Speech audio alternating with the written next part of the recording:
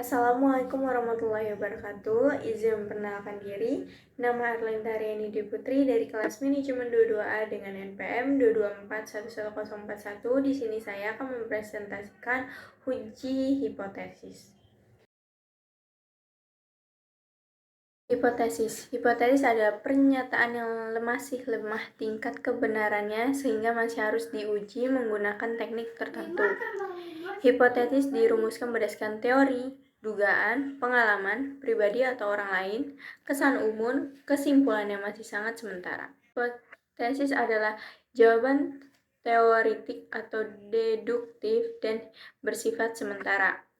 Hipotesis adalah pernyataan keadaan populasi yang akan diuji kebenarannya menggunakan data atau informasi yang dikumpulkan melalui sampel.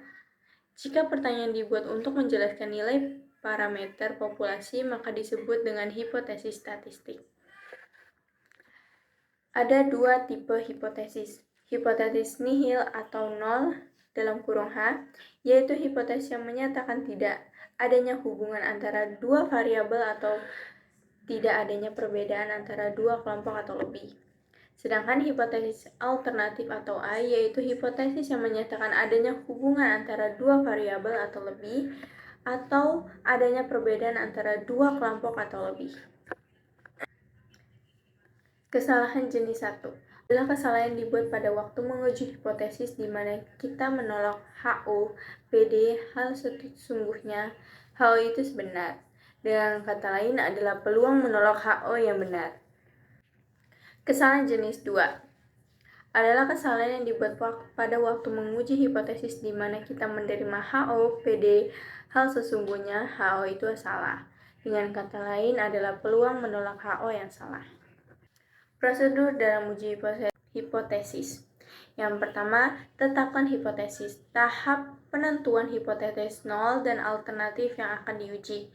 Selanjutnya, ketetapan taraf nyata pengujian atau tingkat kesalahan yang digunakan dalam penarikan kesimpulan, misal 5%. Selanjutnya, tetapkan statistika uji, suatu besaran yang digunakan untuk menarik kesimpulan atau menolak HO atau gagal menolak HO.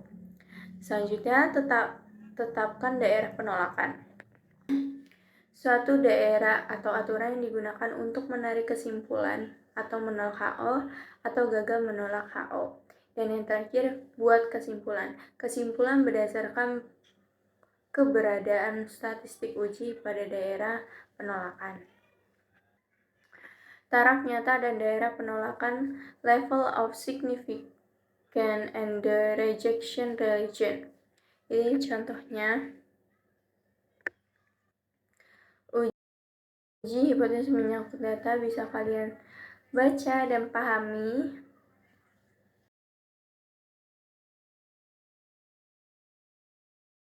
Juga ada contoh uji hipotesis menyangkut proporsi, bisa kalian lihat. Contoh, suatu obat yang bisa dijual untuk mengurangi ketegangan syaraf diyakini manjur hanya 60%.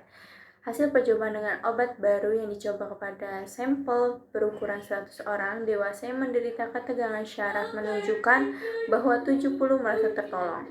Apakah hanya ini cukup untuk menyimpulkan bahwa obat baru tadi lebih unggul dari yang biasa?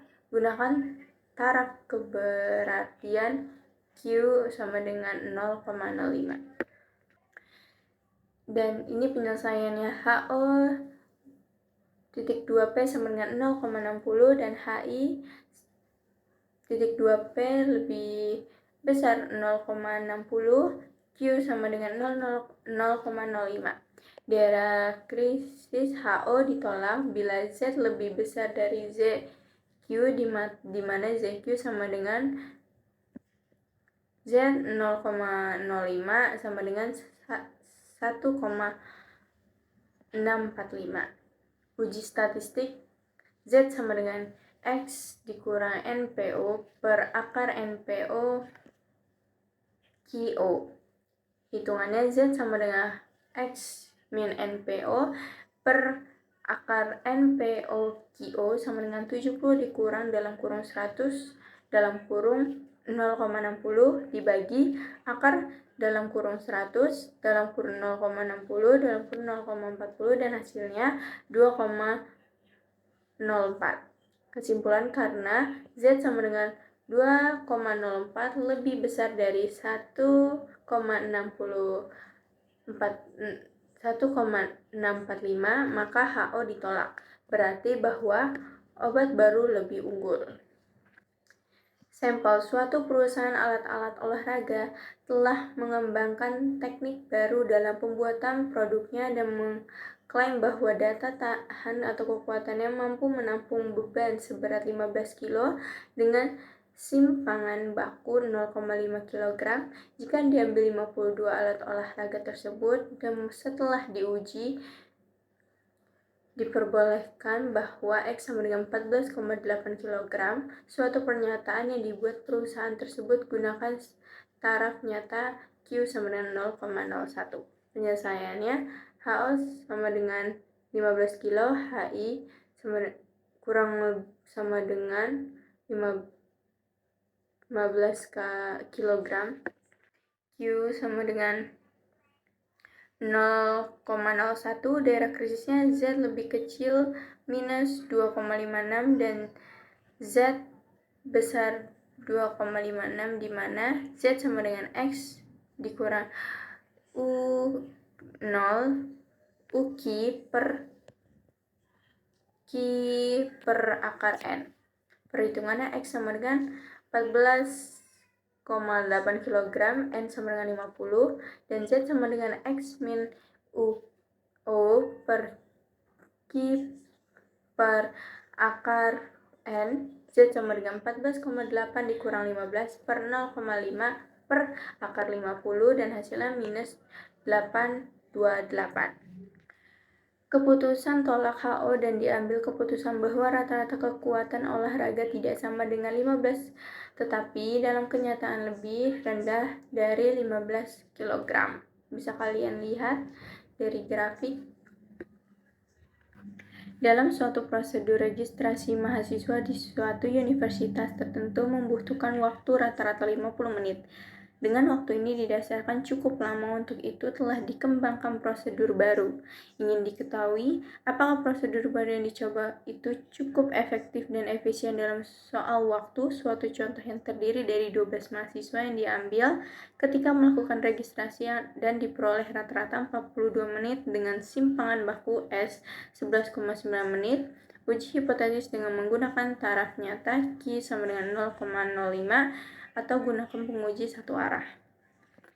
Penyelesaian, HO,2U sama dengan 50 menit, HI sama dengan U lebih kecil 50 menit, A sama dengan 0,05, daerah kritisnya T lebih kecil minus 1,796, di mana T sama dengan X dikurang UO per S per akar N dengan derajat bebas V sama dengan 12 dikurang 1 sama dengan 11. Perhitungan sehingga X 42 menit, S sama dengan 11,9 menit, dan N sama dengan 12. Sehingga T sama dengan X dikurang UO per S per akar N sama dengan 42 dikurang 50 per 11,9 per akar 12 sama dengan minus 2,33. Keputusan tolak HO pada taraf nyata 0,5 karena T sama dengan minus 2,33 berada dalam daerah kritis. Dengan demikian dapat dibuat kesimpulan bahwa prosedur registrasi yang baru lebih efisien dalam hal waktu.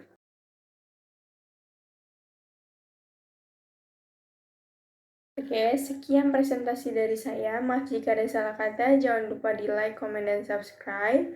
See you di next video. Saya akhiri. Wassalamualaikum warahmatullahi wabarakatuh.